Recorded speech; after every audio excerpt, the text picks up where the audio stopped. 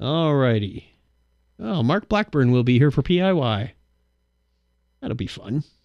Sounds like it's starting to shape up to be a pretty cool little event.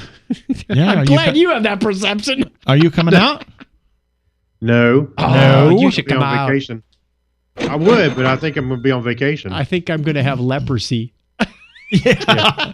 I think it's time to oil my tools. Whoa. A euphemism for something. Well, I got to bake cake, do laundry. Are we I streaming? got homework.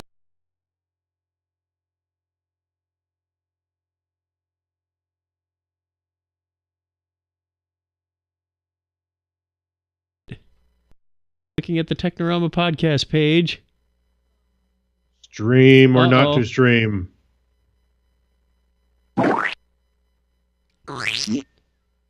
So I had gone to, when I discovered that Skype does not allow you to have a pre-recorded message anymore. Right. So that kind of aggravated the hell out of me. And so I was looking for, something about that. And in the process of discovering that, I had fiddled with the forwarding options. Oh. And I had set it to 0. So yes. It always went to voicemail. I never got it. It rang once and immediately to voicemail. So I said it. Isn't that kind of what you want for your voicemail line, though? No. Yeah, but not if you're expecting someone to call in for an interview. Oh! Oops. So I set it up for like 5 rings or something like that. Okay. It was not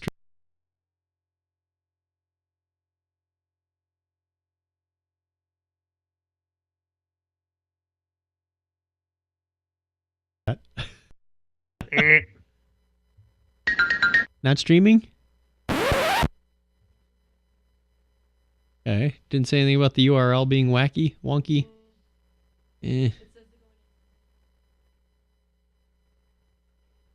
Edit what?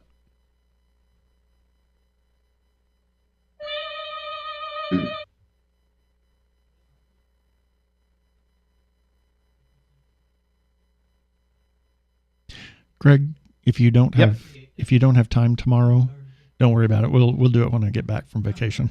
So. Oh, okay. Well, I'll take a look at it. I'll see if I can in the morning. I have confidence now when I see that uglier message. My afternoon may be a little choppy because of a funeral, but other than that. Okay, we are streaming. Yay! Hooray. Hi, Facebook people. Hello. This is Chuck, and that's Craig. Where? Oh, right here. Yes. And we are about to start Technorama Live. So tell your friends, share the video, and join the fun. This is our Sunday Night Insanity. Hey, there's 2 others in the room. There are 2 others in the room. There are? There are? Those disembodied voices. Don't be afraid.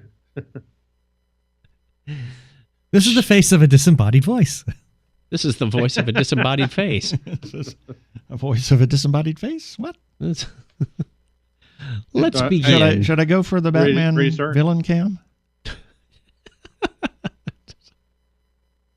Let's all turn our video sideways just to... Well, and make everybody vomit as they try to watch the dysfunctional Brady Bunch. Yeah. Pew, pew. Okay, here we go. Let's give this a try. See what happens. How are we doing?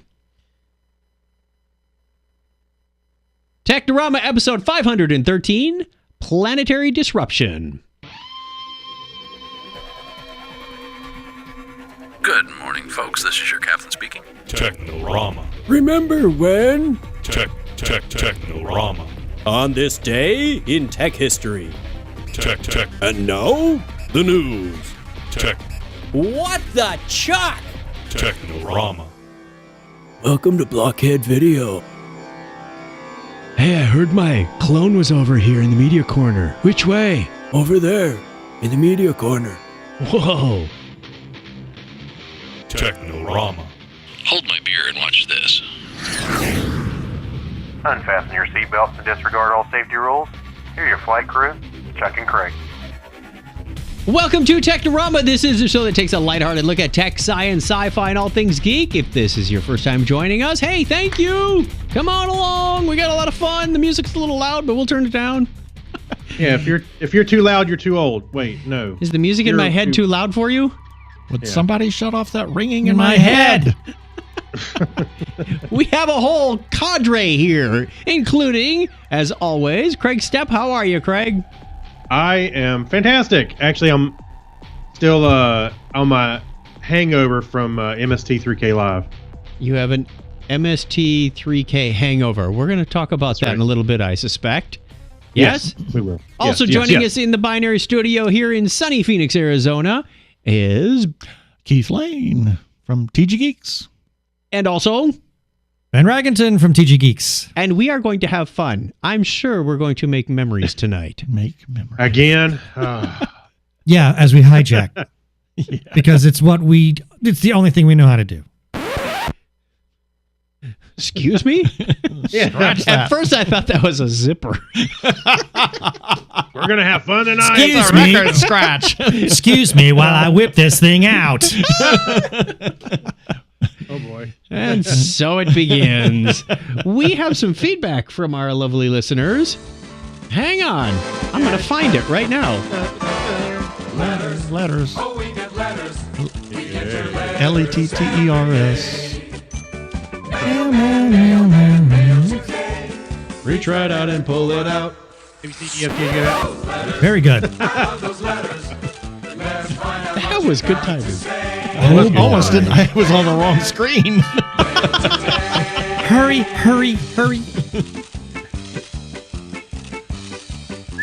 We asked our lovely listeners last week and this afternoon. You re-asked. Asked a second time. What show is widely popular that you cannot stand? Oh. We heard that question last week as we were watching it from home, and Keith and I simultaneously shouted out our answer. Well, wait for it. Okay, in the Facebook comments, we have Rob Reel saying The Walking Dead and Game of Thrones. He apparently doesn't like two. Wow. Yeah, he's harsh. Man, two of the most popular. That's right. Widely no popular, kidding. it said. He said, I tried watching both of them, but just couldn't get into them. We also have from Tom Joseph, Forged in Fire. Don't know that one. Never heard of that one. So maybe it's not even worth So we all watching. hate it. Grumble, grumble, We all grumble. hate Harumph. Harumph. Yeah, I didn't get a harumph out of you. Harumph. Yeah. Gene Mikely says, it's always sunny in Philadelphia. Never Still? Wow, I love that show kind of show. went away, didn't it? Well, I kind of love that show, but it's one of those shows that I just drop in, watch some on like Hulu and stuff, and I just drop out. Yeah, I wouldn't call that widely popular. I never heard of it. I have. Joe Fiore. Oh, wait. Brad Miller also says The Walking Dead. I kind two. of gave up on that show when Negan came along. A lot of people did. Joe Fiore is in my camp. He says, The Big Bang Theory, it's the opposite of funny. Please excuse the language. He includes a video in here that is not family friendly, so we won't play it. But Way to suffice go, it to Joe. say, somebody was watching on TV, they made a joke, and he says, why is that funny? You just strung a bunch of words together. It's not funny. Why are you laughing? And he's pretty agitated at the attempt of comedy on that show. Wait a minute. I can see. Well, comedy is made up by stringing words together. No, they strung a bunch of timing. common buzzwords together. Says we're going to play on the battlefield of this show and that movie, and it's like, okay, Right. that just was lame. Anyway, Okay. Craig, what is your answer? Alf. No, I'm just kidding. I love Alf. Joe will kill you for that. Yeah. Joe will have a. Oh yeah, he'll drive down there and kill you. You just gave Joe a stroke by saying that. He's gonna bring a gun to Dragon Con, and it's not gonna be peace bonded. Yeah, I don't know. I had trouble thinking of something I just hated that was so popular. I still kind of watch The Walking Dead, although if it went away tomorrow, I wouldn't shed a tear. If it went away tomorrow, we've never seen an episode. So. I have. I've watched it. See, I don't know. I seriously had trouble pulling up one. Yeah, How about you So guys? in other words, you Or don't have an guys? answer. No, I don't have an answer. I pass. He had trouble putting one over on you. Yeah, right. Well, we have a show. Yeah. Both of us. Same show. Same show. And it is widely popular, at least according to CBS. According to CBS, yes. It is their number. Big Bang It's their Theory. number one show. No. Star Trek. No, Wait, that's not on yet. Nope. Nope. CBS's number one show. I haven't watched Every CBS time in they years. run an ad for it, they call it the new number one show. The new hit number one. Yeah. Oh, is that like All of them are. Scorpion. Scorpion. Oh, all That right? is the most inane show. It's awful. It is awful. well, I think I remember when it started off. I saw people panning it because none of the technical details were even. That remotely- was Well, the science in it was terrible. I mean, it was ridiculous. The problem is that the science is horrible and the technical details are horrible, and they pretend like it's. I mean, if they were making fun of themselves or they were, Yeah. But they're not. They're trying to pass it off as cutting edge thinking. Yeah, and it's not even remotely. Then I tried to watch another episode like months later to see if maybe it got better, and it only got worse. So I Really? can't see. I don't know what to say about why that show is supposed to be CBS's number one hit, but it keeps getting renewed. I was going to also throw in Archer. Archer? Haven't watched it. I've Oh. seen bits and pieces. I just don't. I don't get it. I like Archer. It's like an adult cartoon, but Very adult. yeah. So that, I mean, I'm a child of the 60s and 70s and 80s, if you want to call it that, and watched a lot of cartoons. And I don't know. It doesn't resonate with me, and I just don't like it. And everybody, I guess that's part of the problem is when people really hype something up and they go, "Oh, it's so funny, you got to watch this," and then you come in with high expectations and go, "This isn't What funny." in the heck is this? Yeah. Okay. Apparently, we have a different level of humor in this thing. Well, it's like some True. people love Big Bang Theory and a lot of people don't. Yeah. Yep. It's Yeah. a sitcom to me. It has canned Well- laughter, and that turns me off right away. No, it doesn't. See, No, it doesn't. No, Is it a it's live actu- audience It has a live It is a audience live because audience. with signs that say a laugh. No, because we've actually been at the set. Really? Yes. Yep. Okay. It's a It's big audience. yeah, for a very big audience. It is Yeah, insanely probably. popular All and right. impossible to get into. It's Gotta- every bit as big as the audience was for Frasier when it in was its peak, in yeah. its heyday. And same with Friends when it was at its peak. now see, for me, in fact, I think it's on this the same question set is as the Friends, opposite. wasn't It might It's be like now. for me, it's like what shows did you like that were widely, it was the other way around, So I don't know. I still can't think of something. Oh, you It's would okay. what do you mean like Craig guilty likes pleasures? everything. I can find something good and everything. What's that? You mean like a guilty pleasure? Hackers. Hacker. Yeah, I would. Yeah, actually, hackers, not technical. I mean, technically accurate at all, and borderline, maybe not goofy, but Well, if weird. they, But yeah, I like if it. they don't I like- take I like themselves that. so seriously, that was my problem. Is they took themselves too seriously. on Scorpion? On Scorpion. Oh yeah. If they didn't take themselves so seriously, it might might have have worked. It might have worked. Uh-oh. Uh-oh. Woohoo! That sound Initiative. means there's. Oh, wait. It's time for the Hold on. D20s. Would you get Okay, a new I'll tell you what. D20? Okay, Google, roll a 20-sided die. Here it comes. You got a 13. I got a 13. Okay. 2. Sorry, I couldn't get my dice out of my 61 bag. or 16? Or 19. 19? 91 or 16? There we Oh, go. Keith rolls high. Really high. 91. You got a 91. So, Keith, Chuck, Craig, Ben. Me. So Ben. Keith, Chuck, I got a Craig. 15. me. We're trying So- to go around the room. Well, it Yeah. does. Just I mean, if yell you're at me. looking at Craig on that monitor, then it works. I'm after Keith, right? No, you're after Well, Chuck. it goes. Dit, dit, Wait a minute. dit, Yeah, you're after What? you're after the dit. Okay. dit, Duh. Okay. duh. After the Okay. duh. Well, just yell at me when it's my turn. You're after me. Okay, I'm after you. On Okay. this day. Yeah, well, music first, Maestro. On this day in history for August 16, 2017, this is the 228th day of the year in the Gregorian calendar. There are 137 days remaining in 2017. Take it, Keith! It was on this day in 1858 that U.S. President James Buchanan inaugurates the new transatlantic telegraph cable by exchanging greetings with Queen Victoria of the United Kingdom. However, a weak signal forces a shutdown of the service in a few weeks. Can you hear me now? 101 years ago today, the Migratory Bird Huge. Treaty between Canada and the United States is signed. You chose that. Okay, on no purpose, witty didn't banner you? between those two. Okay, No, and on I August. didn't. I did not choose that because I don't write them anymore. It's all computer generated. It's As random. we saw in the little documentary. Yes. Right. See? Yes. Yeah. His little picker On- that he uses. On August 16th, 1927, the Dole Air Race begins from Oakland, California to Honolulu, Hawaii, during which 6 out of 8 participants' planes crashed or disappeared. Wow. Not a good race. No. Oh, that's not the way I expected it to turn out. Did you sign the waiver? Exactly. And it was also this date in 1930 that the first color sound cartoon called Fiddlesticks is made by UB Iwerks. Very good. Fiddlesticks. Also today in 1944, first flight of the Junkers Ju 287.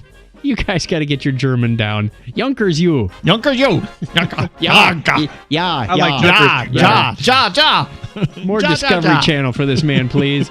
Yeah, I like Junkers Jew better. That same date in 1954, I the feel first idiot. issue of Sports Illustrated is published, not the swimsuited issue.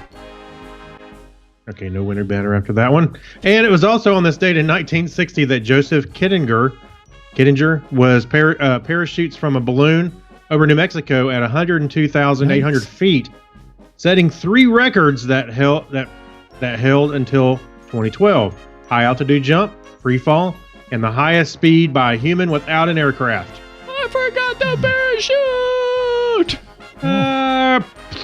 And also on August 16th, 1962, Pete Best is discharged from the Beatles to be replaced days later by Ringo Starr. That was a late sound. Did he hold I on to forgot his stock options? He could be rich. Yeah. Nope. It was 28 years ago today that a solar flare from the sun creates a geomagnetic storm. We have to stop drinking wine before the show. Geometric storm that affects microchips, leading to a halt of all trading on Toronto's stock market. Wow. Where's Magneto when you need him? Happy birthday goes out in this date to Italian cartographer Vincenzo Coronelli, born this date in 1650. It rhymes.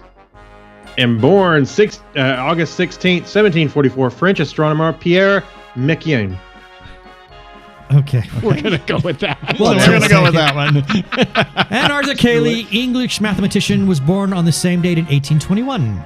French physicist Gabriel Lippmann. I assume that's the way you say it. That's how we're going to say it today. We didn't choke on your tongue while saying it, so it couldn't have been right. And the good Born on news this date is, in 1845. good news is he won't care. That's news, everyone. That's the old Steve Martin thing. What happened? What happened? He spoke French. T.E. Lawrence, British archaeologist, military officer, and diplomat, was born on that same date in 1888. American biochemist Wendell Meredith Stanley was born 113 years ago today. And Edie Gourmet, the American pop singer, chanteuse, comic actress, was born 89 years ago today. Wow. Actor, scriptwriter Robert Culp, born on this date in 1930. Stuart Roosa, the American astronaut, was born 84 years ago today. And American actress Julie Newmar is born 84 years ago today. And she's still still going she's 84. strong. And she's still statuesque. Also baby. turning 64 is American actress and talk show host Kathy Lee Gifford. Also born on this day in 1958, American singer, songwriter, and actress Madonna. What's her last name? Entertainer. Madonna. Yeah, entertainer. And That's what it says here. and turning 55 today is American actor Steve Carell. Carell. Carell. Good going. This thing's in my way. Oh, is that the excuse now Let's it's going with? Let's This is in your way, so it's affecting where I place the syllable. Steve Carell. Listener birthdays through Dragon Con, because we're not going to be here for a few weeks. August 17th, Clive Jevons, Bumenheim, German. Kevin, Susie the Geek's son in training. I think we have a wiki problem here. We have line break issues. Yeah, I know. The right? 19th is Brian Latecki, Matt Ryder on the 19th. Jedi Kez, a.k.a. Brian from Winnipeg, is on the 20th. 22nd has 3 birthdays. What about Zoidberg? In 1967, Kyle Slingo, an Alchemy Dragon. Kira Fiore, daughter of Crazy Joe, is on the 24th. David Grizzly Smith from Grizzly Growls podcast on the 25th. 27th is Chuck's Forgotten iPod. I haven't forgotten. We never forget. Maximilian Bjorstein from Stockholm, Sweden on the 30th. 31st is Tim Downing. Into September, we have David Klumpkin on the 1st. 2nd is Scott Tyler. Ben Vaughn on the 5th. Susie Murph on the 6th. And there you are. That's the way it is on this day in history for August 16, 2017. Boom! I'm actually Drop the mic. shocked that we timed that. So I have this. I have a way of wrapping up the birthdays fast. I didn't know that Hey, Kira mic was. drop. Boom. I didn't know Kira was going to be on here, or I'd have played this. That's Kira. That's A Kira. voicemail from the past. That was given to us by Joe. Outstanding. It was actually he was leaving a voicemail or was getting ready to leave a that's- voicemail, yeah. and she was in the background crying, and then he called back Nice. later and gave the but real did he- voicemail. Yeah, he gave us a better one. How Well, long but- ago but- was that? Oh Oh, God, God, it was 2 years ago. 2 years ago, maybe. a year ago. Year something, ago? maybe. I have Anyway. some sound bites of my kids when they were little. They would chew on the microphone. It's got to be a year ago. Yeah. If you want to get on the birthday calendar, go over to chuckchat.com/wiki, and we'd love to give you a shout out the appropriate time of the year. As I mentioned, we will not be around next weekend because Donna and I will be in Wyoming observing the solar eclipse from the path of totality. And so pray for good weather. I will. Yes. Because Yes, the I'm looking astronomer, forward to it. we were when we were at Flagstaff last night. The astronomer who was giving the guest lecture said that every He's been other to- year, He's been to 4 eclipses. and we've seen only 2 Oh, no. because the other 2 the weather's been bad. Well, if we drive real fast, maybe we can drive out of whatever bad weather it Yeah, is there you before go. it gets to, say, Georgia Oh my! in That's not 3 going to hours. Georgia. Hopefully you don't run out of gas. It's not going to Georgia. It's actually coming over South Carolina, right where I'm at. So I get to observe it without having to go anywhere. You're not in the path of totality, though. I will. When I go to Columbia, I will be. Aha. See, you do have to go somewhere.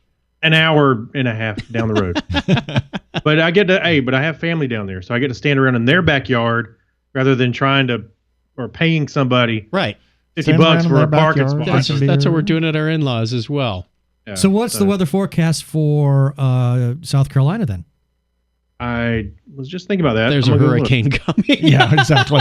It's that time of year. It is. It Yeah. is. Yeah.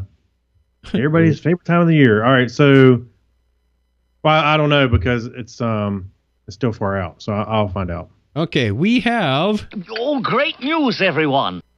double great news. My daughter Julie was first.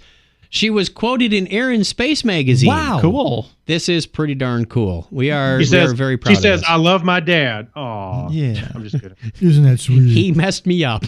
Yeah. It's his fault. Which PDF is What I'm that? here today.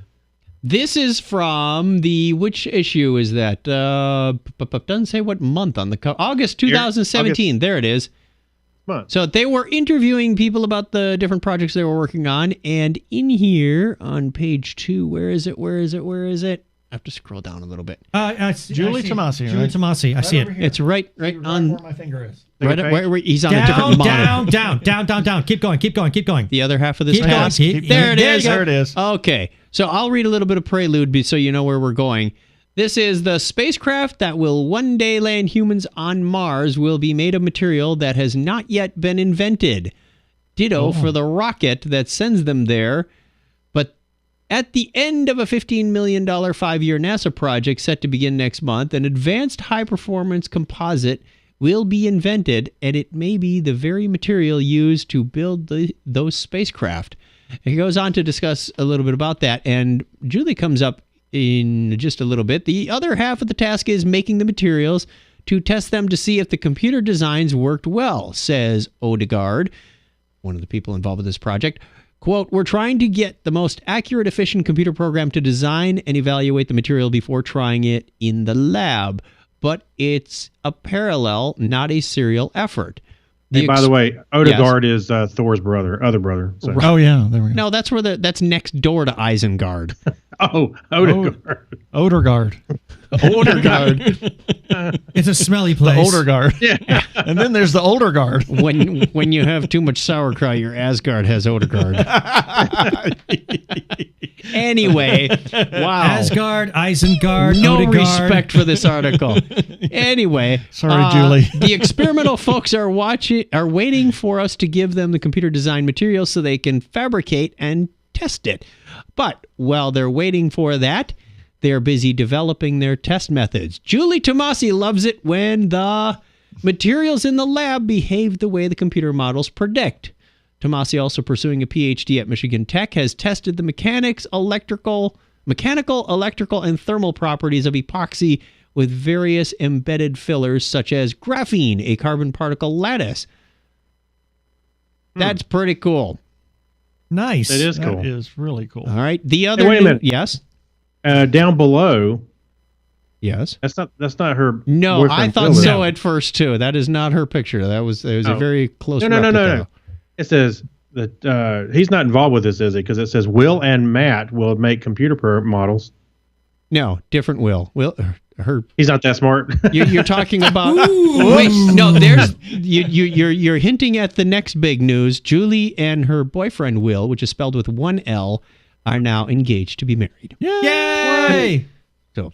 Oh my God! Wrong sound. Sorry. That's what you needed to scratch. You played that on purpose. so she put her and his personalities in the computer and see if their materials match. He's a mechanical engineer. Yeah, as long as there's no epoxy involved, we're good. Yeah. See if their computer models work as they predicted. That's cool. So- Congratulations to them. Yep, my little podcaster's all grown up. Yeah. Other news we have. Whew, that first story hit too close to home. Yeah. Yeah, I know those materials bring a tear to your Dr. eye. Julie. I'm going to hand this one off to Ben. Oh, okay. Well, Wake as up. things here on Earth become increasingly more theater of the absurd, What? NASA's Cassini spacecraft whizzes millions of miles away, unaffected by our intrahuman squabbling. After 20 years of heading toward and exploring the Saturn system, on September 15th, Cassini will plunge itself into the planet's atmosphere, broadcasting the whole thing like a tearfully beautiful sequel to The Iron Giant. Cassini! The Intrepid orbiter begins its final 5 grand finale passes around Saturn on August 14th, making the beginning of the end much more real. Still, there's a lot to love about these last dives between the gas giant and its rings, according to NASA. Cassini will be catching whiffs of Saturn's atmosphere, breezing between 1,010 and 1,060 miles above Saturn's cloud tops at its closest. At these altitudes, the atmosphere is expected to be so dense that the probe will have to use its thrusters to maintain stability. Depending on how much Saturnian air Cassini encounters, NASA may choose to nudge the spacecraft a bit further down or have it raise its orbit for safety. As it is dutifully done in the past, Cassini will study Saturn's auroras and the hexagonal vortex at Saturn's North Pole, this time with unprecedented closeness and detail. Ooh. As it makes these 5 dips into Saturn, followed by its final plunge, Cassini will become the first Saturn atmospheric probe. Oh, Linda Splicker. That sounded just like Linda. Well, Yeah. okay, no jokes. I was about to make a really, really bad joke, but I won't do it. She's the Cassini project scientist at NASA's Jet Propulsion Laboratory, or JPL, and said in a press release, it's long been a goal in planetary exploration to send a dedicated probe into the atmosphere of Saturn, and we're laying the groundwork for future exploration with its first foray. So, although Cassini's time is coming to a close, yeah, and that probe's been around forever. It's been a few years. It has a lot more to do before its lights go out for good. For one thing, the orbiter could still help us solve the mystery of how long a Saturnian day really is. There's no better spacecraft to tackle this and so many other lingering questions than the ones who's been zooming around Saturn for over a decade. Still, we'll miss our favorite hunk of metal once it's gone. I don't know. My favorite hunk of metal is Curiosity, but that's a different issue. Yeah. We'll send it off. He's sending it off with a harp. Thought we're having a dream scene or something. Harps and halos optional. I remember when. Yeah. What's your cue, man? All right. All right, we are going to take a quick break. We'll be back with the Hacks and Strange Stories. Apparently, that might be the funny part of the show. And remember, apparently, hopefully, the funnier part of the show. We'll be right back. Stick with us.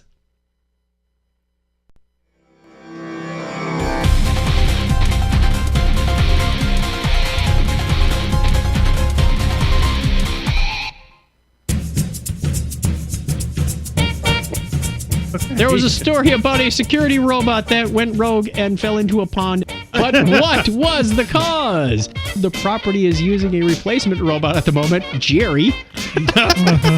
Jerry replaced Steve. Hey, Jerry was gunning for Steve's job. I would be looking to Jerry. Jerry pushed him. He didn't. This is my beat. Get off, Steve. Steve is expected to make a recovery once he gets repairs. I can't believe we're reading this. Basically, they have a freaking rape whistle. Who's going to rape a robot? Well, I mean, Jerry is really after Steve's job. Poor Steve.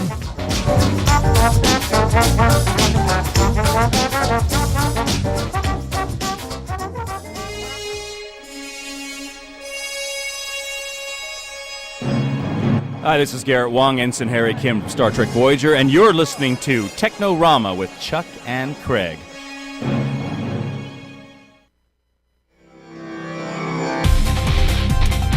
Grab the punch cards, Craig. We're headed to Dragon Con. We need more IDs. I got them. They're on my shelf right behind me. You have punch cards? Yes, I stole them from you. That's where they went. That's where they went. Yeah. Dang it.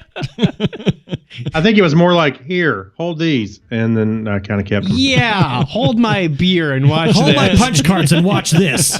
That's right. He's like, hold my punch cards and watch this. Looking for those. All right, into the Hacks and Strange Stories. We have, oh boy. Uh-oh. Oh boy. Oh dear.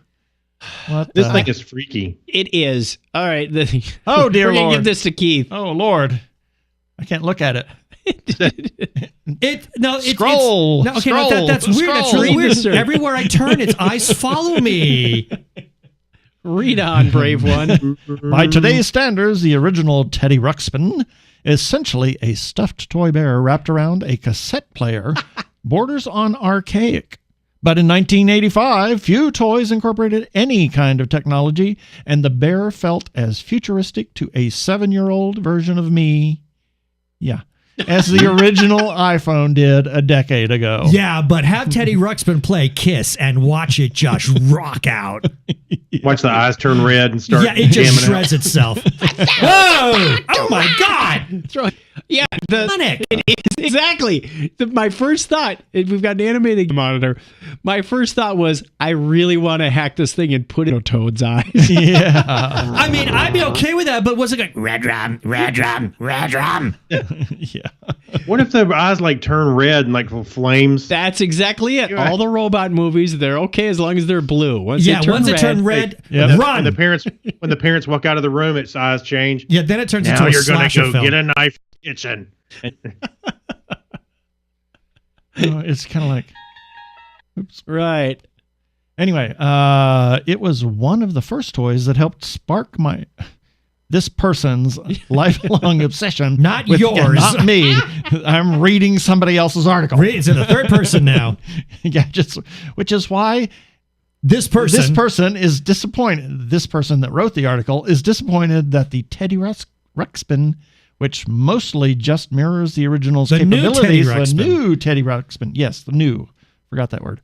Mirrors the original's capabilities, doesn't feel revolutionary in any way. You could have stuck a freaking Alexa in there. Yeah. And put some intelligence behind it. Hey, when you say, hey, Teddy. Oops. Oh, my word. Oh, dear. No, that's wrong. No. That's all kinds of wrong. Finger in the mouth. With glowing eyes at the same time? Oh, dear Lord. Yeah. Teddy's so misunderstood. Oh, the Christmas Teddy. The Christmas Teddy, yeah. Thanks to the abolishment of FCC guidelines limiting advertising in children's programming, the 80s cartoon that many of us fondly remember, or fondly remember. Well, with a finger in the mouth. Maybe that's the appropriate word here. Yeah. In reality, nothing more than 22-minute-long commercials that gave birth to a popular toy. Lines like Transformers, G.I. Joe, He-Man, Voltron, and Thundercats. They were so effective that 80s nostalgia has become a valuable marketing tool in the toy industry, as is evident by all the brands received as collectible exclusive at this year's San Diego Comic-Con. I didn't see that at San Diego Comic-Con. Yeah. You were busy working. We were busy working. Well, we were in the dealer's room, but I didn't see any of that. We didn't see the big dealer's room. Yeah, I know. I think it was you couldn't see one end of the other. Yeah, you could be on one end and not see the other from curvature of the earth. Yeah.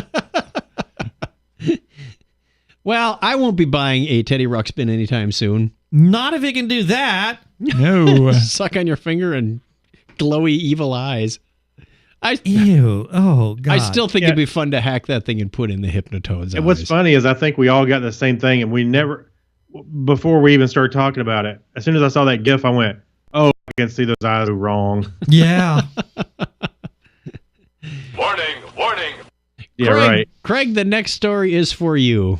Yes, I love Rick and Morty. I'm obsessed with it. As a matter of fact, got another episode coming on tonight. But this is the funny thing about Rick and Morty, and I think a lot of people already know about this, is, in the first episode of season 3, Rick was going on a little tirade about the Szechuan sauce that McDonald's used to have in 1999 for in promotion for the movie Mulan. Mm-hmm. Well, in the comic, he was lamenting how it just went away and it never came back, and that was his.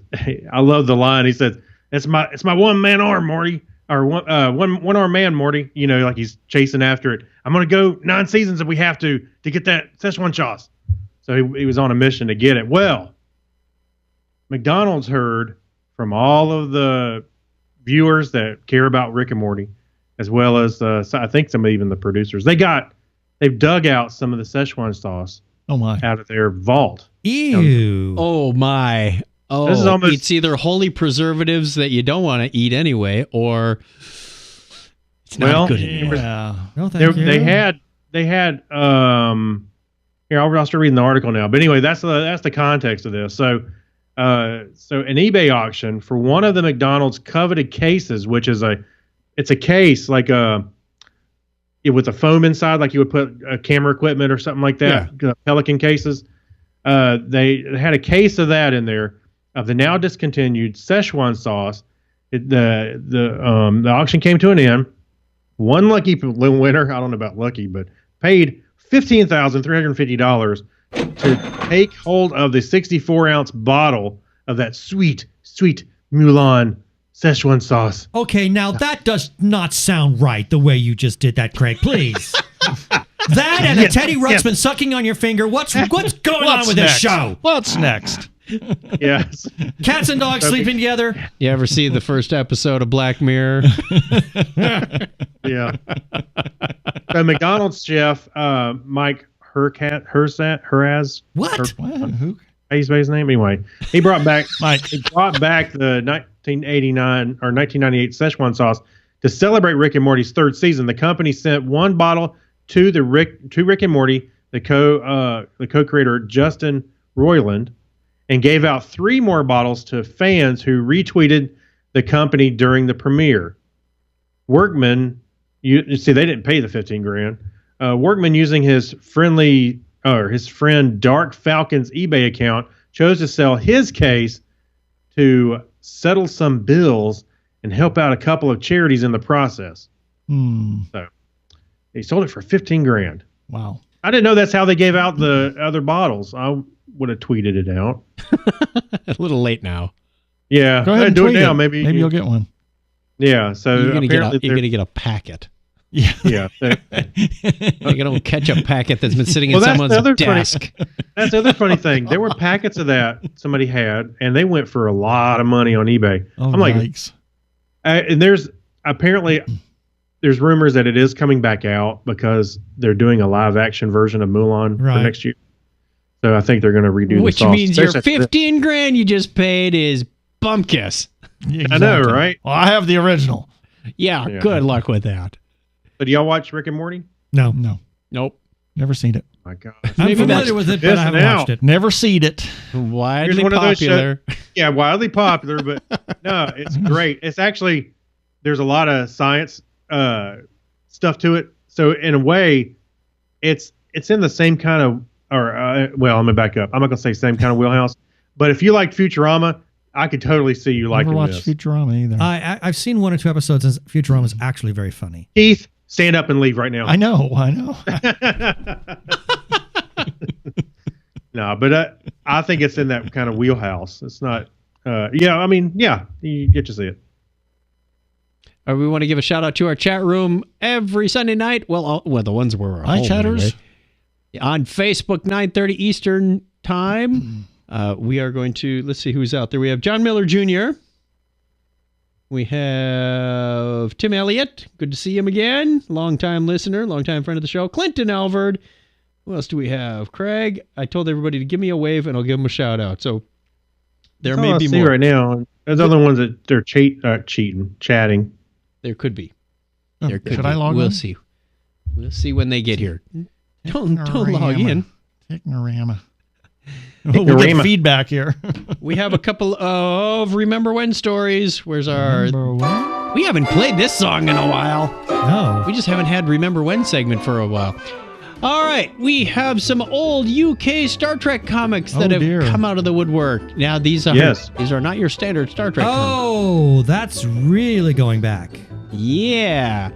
Welcome to Comic Book Legends Revealed. This is a 640th week where we examine comic book legends and whether they are true or false. 640th week?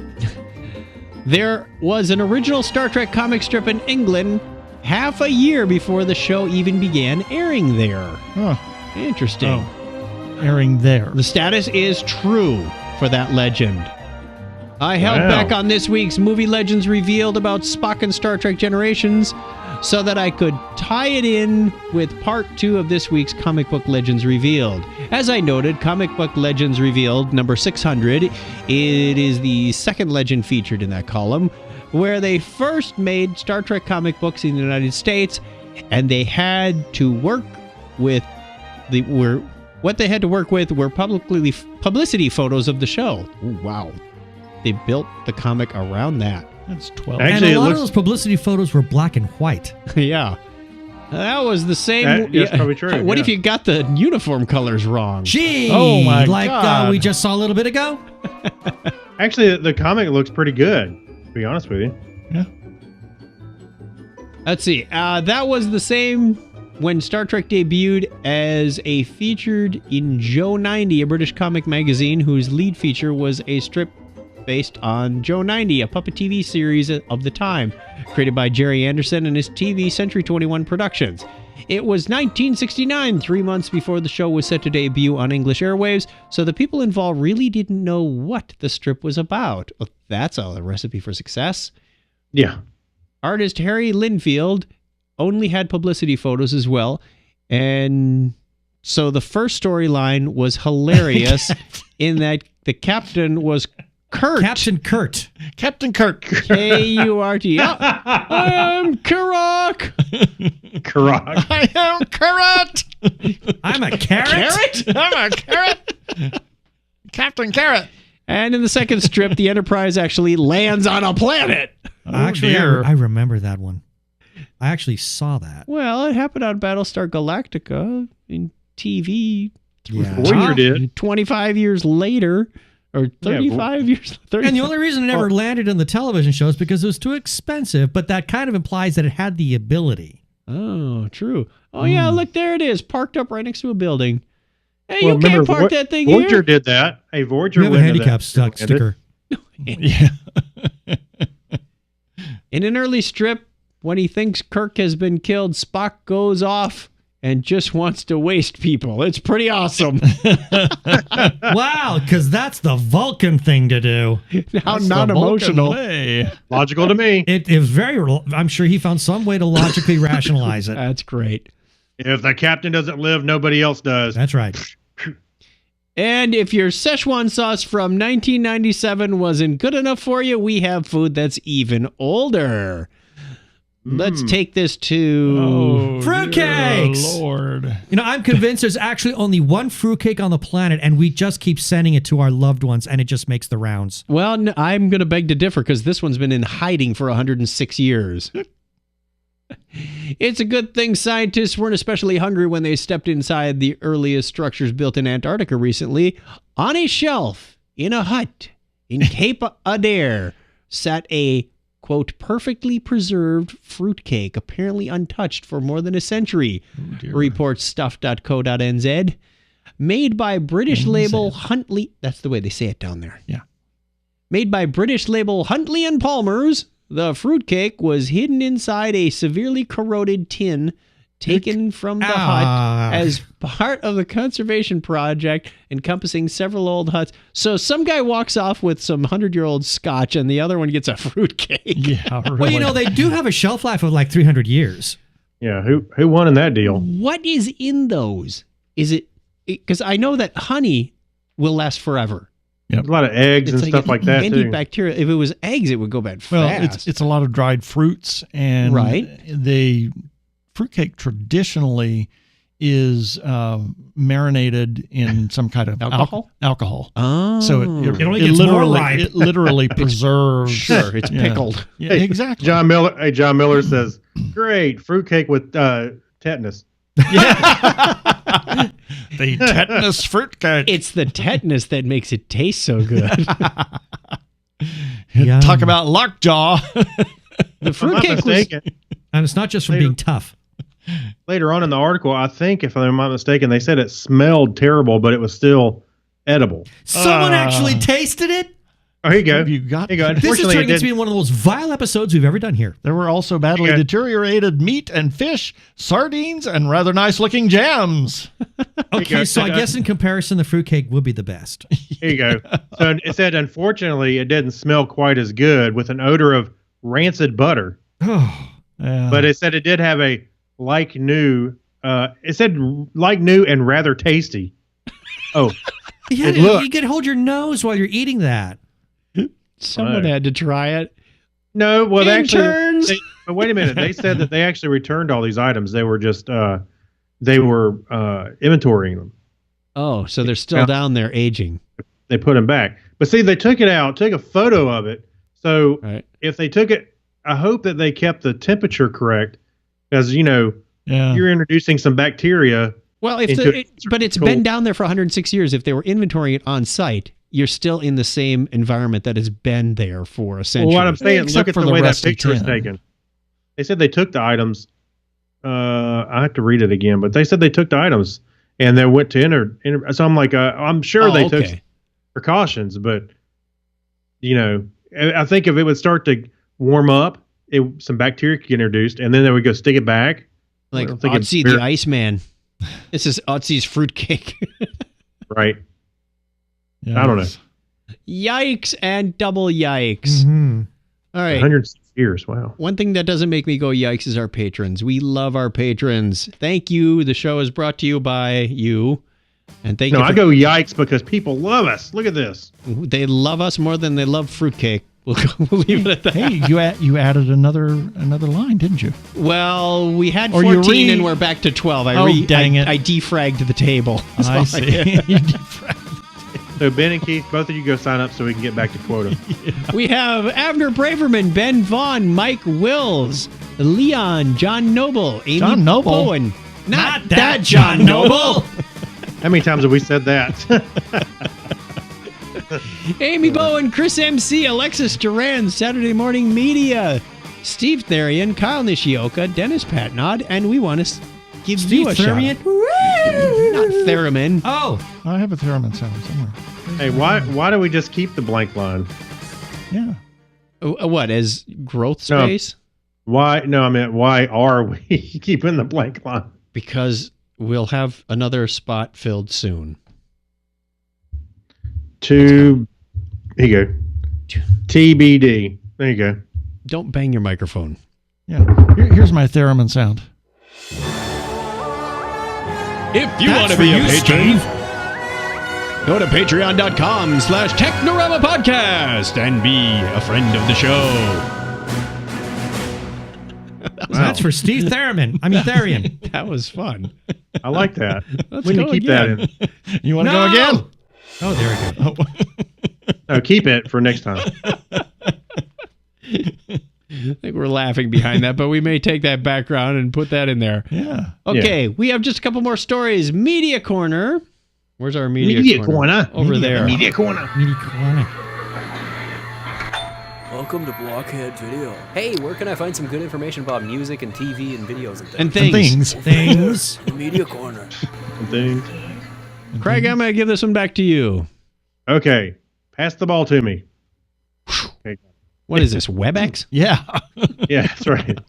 Hey, I'll send you I updated the I made some advancements to the bingo game. Yeah, I put it into Word, and I made it look nice instead of. Yeah. We're just as geeky. I'm glad to see it. That's not scary.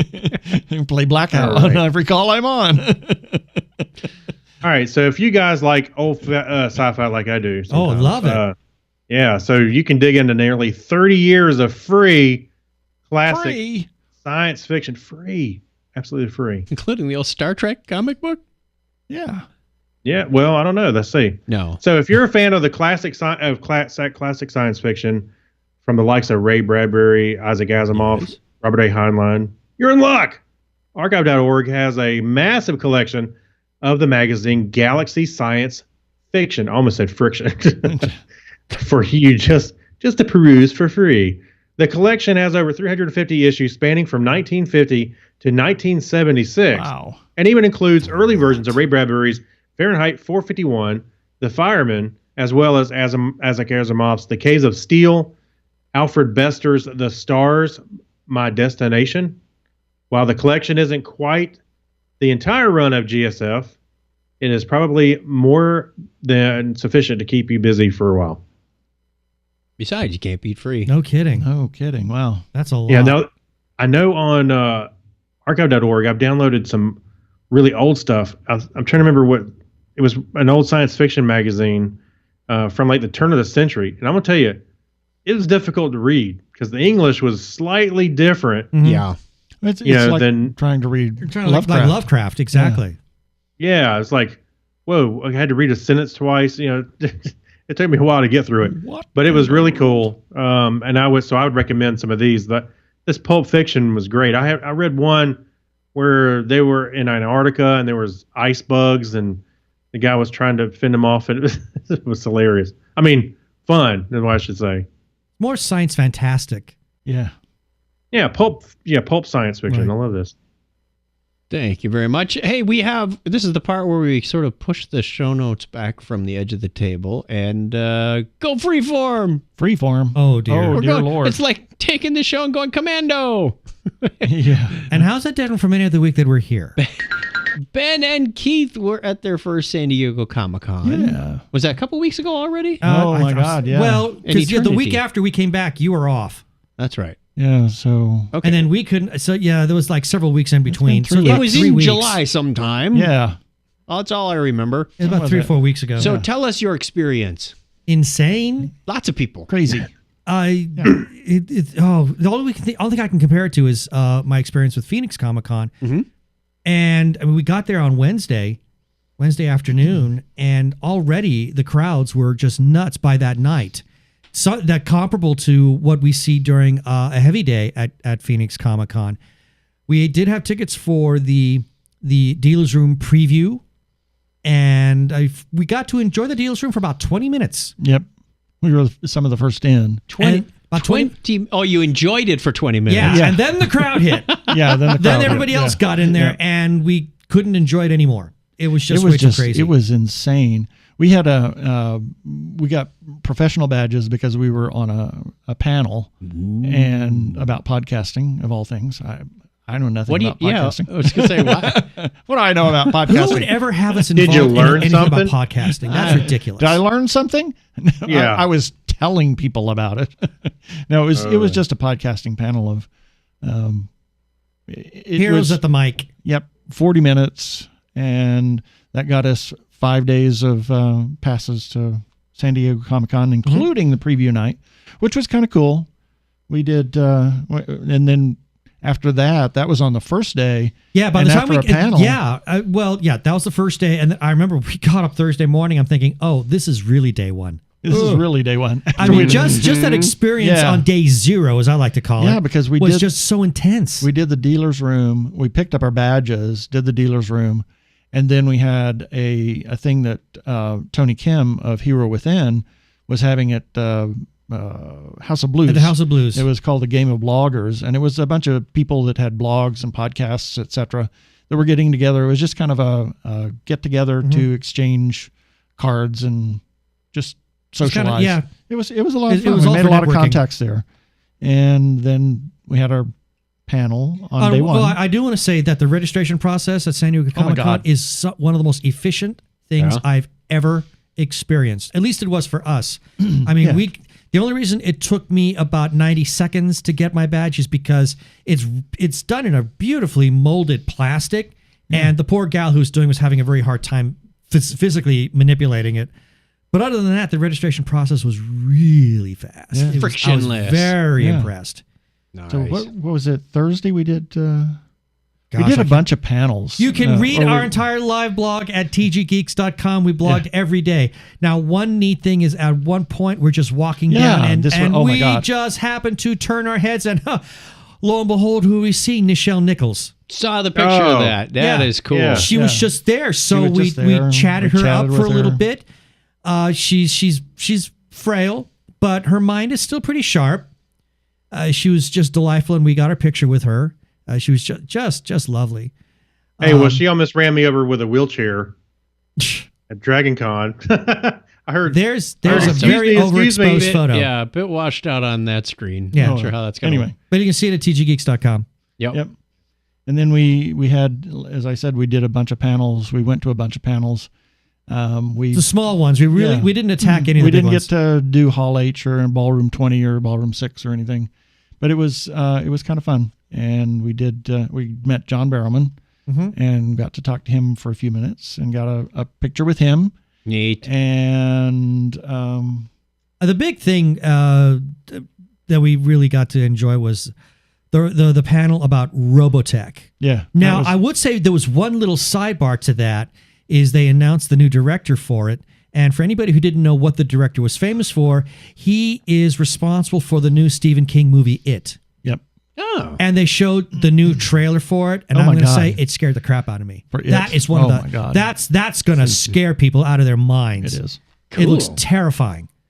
So we got a lot of that. Ran a story in that, and that just got huge hits. We just introduced to a bunch of people. One of the perks to having a pro badge is the pro lounge, and it's really kind of neat because you can go in there, you get away from the crowd, have a little bit of lemonade, and sit down. It's where all the professionals are just lounging around, and there's a lot of different people. We got introduced to a bunch of different people there that we made some contacts with through other people that knew them. So and knew us. So that was kind of neat. And one neat moment is as we were just sitting there, all of a sudden someone starts just kind of like mocking us from behind us. We turn around, and there's Larry Nemechek. Oh yeah. We chatted him up for a little bit, and it was a great visit. Yeah, it was a good visit. It was a very enjoyable convention, but it was an exhausting one. But we learned a lot about how to approach it for the future. Handful of cards. Yeah. For different people. We made our way around the dealer's room and talked to a bunch of people. Haven't gotten all of the emails out yet. No. Well, we figured the next time we do it, we'll probably spend an entire week down there. Yeah. So that we can actually thank you cards out. Pardon?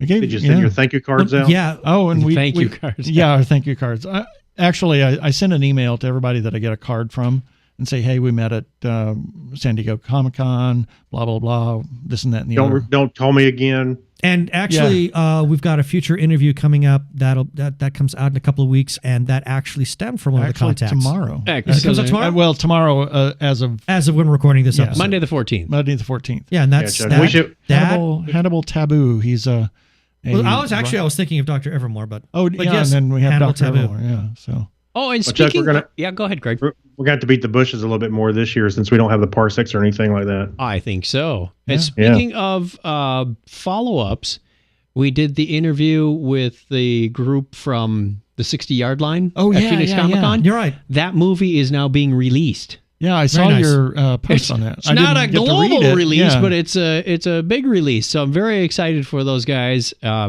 They will be releasing it at, New York Comic-Con first? And then it will be around the Midwest in various theaters. So Illinois, Wisconsin, Minnesota, Iowa, in that area. And you'll be able to find it. The 60yardline.com is where you can find out more information about that. So very excited for Ryan and the crew out there. Yeah.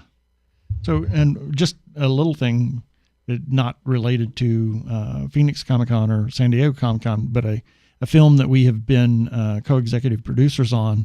We just won an award at the Rhode Island Film Festival at the U.S. premiere, and the director got the Flicker's Ambassador Award, and the award is presented to a filmmaker who inspires and empowers communication and cultural understanding. And this is one of those film festivals that is considered to be sort of a qualifier for the Academy Awards. Yeah. Ooh. So it was a short film. Yeah. So. These guys are moving up. No kidding. We need to catch up. I just look at it like, hey, my kids are better off than I am. You talking about Ben and Keith? We don't have any kids. We have cats. Yeah. So are you talking about Ben and Keith? Pardon? You're talking about Ben and Keith as your kids or your real kids? Also on the recent events calendar, Craig, you went and got to see MST3K live in their closing show in Atlanta, Georgia. How was that? Yes, it was great. And I won't go too deep into it because it mirrors a lot of what you experienced when you talked about it.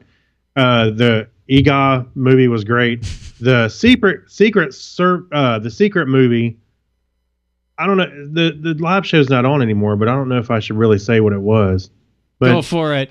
This isn't coming out for a few more days. That's true.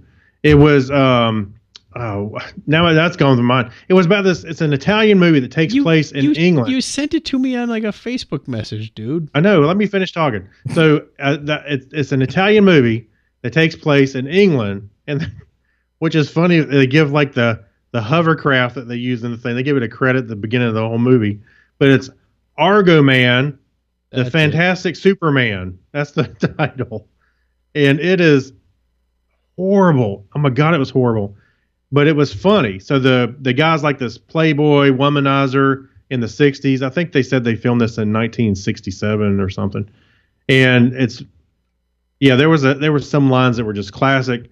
And Grant Bachoco, or a friend of the show, our buddies for a long time, he told us, he said, all right, the Secret movie, he said, as a fan of this show, it's almost a classic. I mean, it's right up there. It's one of the best MST3Ks that he had been a part of, or seen rather. So I would say it was great, and I hope that they release that on DVD or something to kind of go along with the new season. But yeah, the guy he had like a full suit on, and he went to change his uniform, and he rips like from the collar. Yeah. And you see a little bit of yellow from his suit, and then they cut over to the lady, and as soon as they cut back, he's like in full costume, like stupid cuts like that. Oh boy! And he's using his powers. And but you also saw some people down there. You met up with Jonathan Strickland. I saw him briefly. Well, who did you share the hotel room with? Oh yeah, and JT Shea, my buddy. That's actually the first time I ever met him in person, So which is kind of cool. Wow, I thought we'd met him before, but you're right. Yeah. So this is the first time, and so he came into town. We shared the hotel room and went to the show. And if it wasn't for him, I probably wouldn't have gone to the second show, and would have kicked myself in the butt for missing it. But he was like, "I'm going to both shows, and we're sharing a room. You ought to just, we ought to both go to it." So actually. He got tickets. We got tickets, and my son went as well. So it was myself, Harrison, and JT, and we just died laughing. Harrison was belly laughing at some of that stuff. It was just fantastic, and everything. I think you alluded to this. You weren't quite sure, or you thought that the shadow part where they're sitting right, because they'd come out and do this live thing in front of the stage where they do the skits and they have the giant Ega puppet and whatnot. And it wasn't until Grant had released some pictures on Facebook in the last couple of days that he had behind the scenes. He would take a picture from sitting in the wings and you could see the puppeteers behind the desk. Yes. And I told him, my caption on that was, "You've ruined my childhood." Yeah. But the shadow work. Behind the shadow work, where you see the silhouette of the puppet, that was all done live at every show. Oh my Lord. Yeah, so they would run behind the movie screen and get in there and do the show. They could have pre-recorded that and just been sitting back there sipping Ractigino for 45 minutes. Nobody would have wish known. we'd seen it when it came to What's that? here to the Orpheum. Klingon coffee. I wish we could have seen it when it came to the Orpheum, but the timing was just wrong. Oh, it was like either right before or right as we came back from something. Yeah, we just couldn't do it. We're just too busy. And it was a lot of fun. Maybe they'll do it again next year. I got a poster over here that needs framing. And Grant broke out Waverly for a little bit for during the show. That's what that little robot's name was. I forgot. Yeah, Waverly. Actually, I think he may have been doing the same thing with that he was doing at your show, Chuck. While I was waiting in the merchandise line, and JT goes, "Oh, there's Grant right there," and he was talking to people in the line as they were buying their stuff, and he had Waverly out there with him, and that's where I got my picture with him. Fun.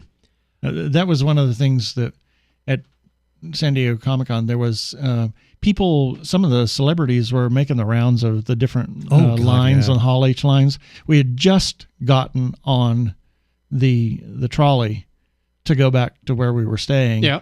And I looked on Twitter, and as we had walked by the Hall H line, we'd been at Larry Nemechek's Portal 47 thing.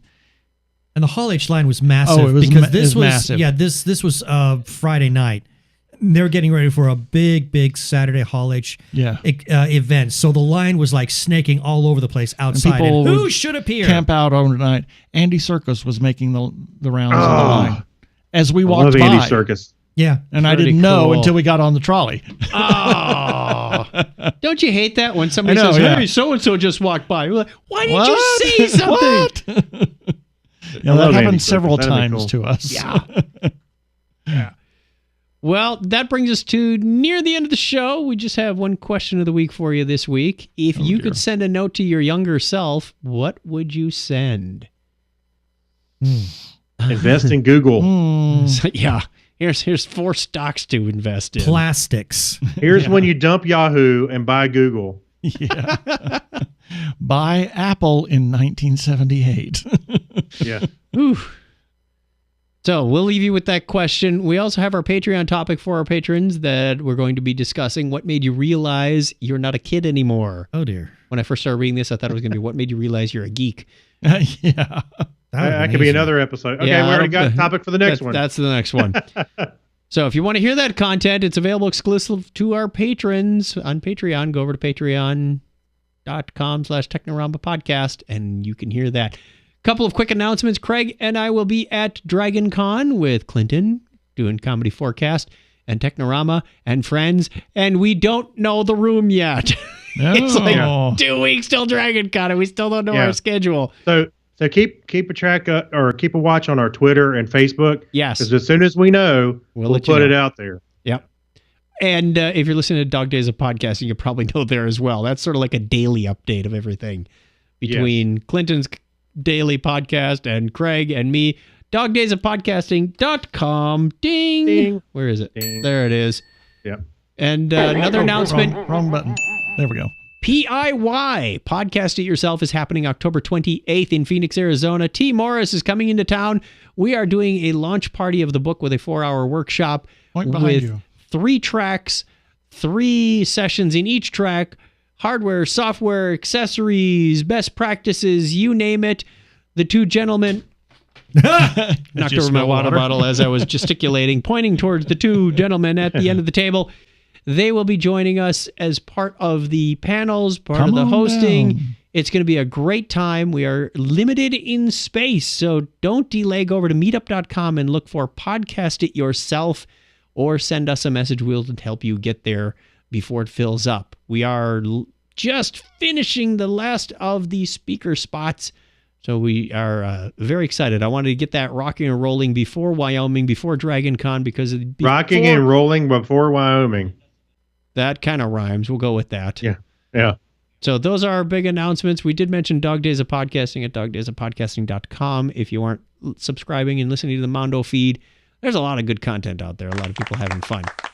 Golf clap. Call us on the listener line if you have any comments about this show, or you just want to say hi. You want to make sure that the listener line is still working. 707-530-2428. We'd love to hear from you. You can also reach us at Technorama Podcast, or excuse me, is it Technorama at chuckdat.com, but I think we still own Technorama Podcast at gmail.com. I don't know why that was slipping out. Yeah, that one's in there. Go to Facebook, Twitter, just go to our website. The Facebook and the Twitters. And thank you very much, Ben and Keith, for Thank being you. part of the show. Thank you. Our pleasure, Always a pleasure. A lot of fun. Come over and hijack the show anytime you want, as long as I'm here. Love how the sound effects are louder than the background music, and I'm running the mixer. And whose fault is that? We can fix that. Turn me down. Tell a friend about Technorama. Share this video if you like it on Facebook or YouTube. And as always, Craig, give me a binary high five. Ooh, 101. I'm going to go with this one. 101. There you go. My son. My son, Kal-El. You will go to Earth. You will thrive. Thank you very much, everybody on Facebook, for watching, hanging out with us. It's been a rocket ride and a lot of fun. And we will sign off and say bye till next time. See you after Dragon Con. Wow, that's hopefully see you there. See you at Dragon Con. Come on down. Say hi. Shake hands. We'll autograph something. Shake babies. Wait, no, don't. Bye. Autograph babies. Bye.